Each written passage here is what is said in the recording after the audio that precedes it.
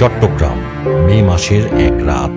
স্বাধীনতার স্মৃতিমাখা এই শহরেই লেখা হয়েছিল বাংলাদেশের এক বেদনার অধ্যায়।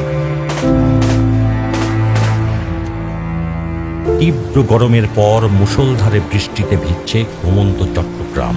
সার্কিট হাউসের নিরিবিলি কক্ষে সাদা পাঞ্জাবি পাজামায় রাষ্ট্রপতি জিয়াউর রহমান তাহাজ্জুদ শেষ করে গভীর ঘুমে আচ্ছন্ন। ঘুমানোর কিছুক্ষণ আগেই স্ত্রী বেগম খালেদা জিয়ার সাথে তার কথা হয়েছে, কাল সকালেই ফিরব ইনশাল্লাহ। সেই ফেরা আর হয়ে ওঠেনি।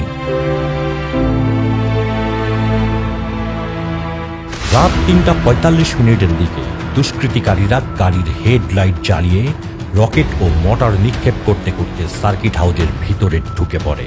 পুলিশ কনস্টেবল দুলাল রাইফেল তুলে বাধা দিলে গুলি করে তার মাথার খুলি উড়িয়ে দেওয়া হয়। অন্যান্য যেসব পুলিশ বাহিনীর সদস্যরা বাধা দেওয়ার চেষ্টা করেন তাদের সবাইকে হত্যা করা হয়।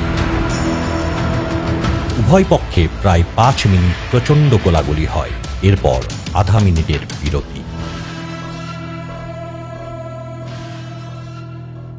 আবার গোলাগুলি শুরু হয়।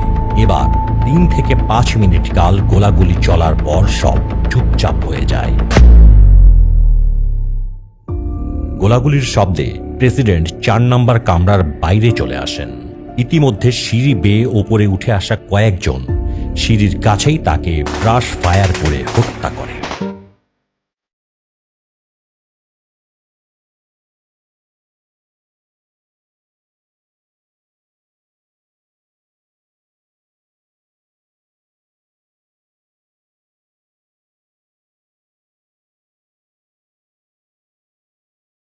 সার্কিট হাউজের সিঁড়িতে পড়ে আছেন একজন রাষ্ট্রপতি, একজন স্টেটসম্যান। সাদা পাঞ্জাবি রঞ্জিত হয়েছে লাল রক্তে। আজ দুটি সন্তান হারিয়েছে তাদের পিতাকে, একজন স্ত্রী হারিয়েছেন তার স্বামীকে, সেই সাথে বাংলাদেশ হারিয়েছে তার অন্যতম শ্রেষ্ঠ সন্তানকে।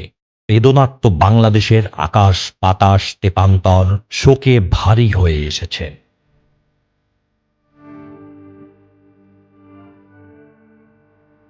বিদায় বিদায়, এ অভাগা আজ নোয়াই শির।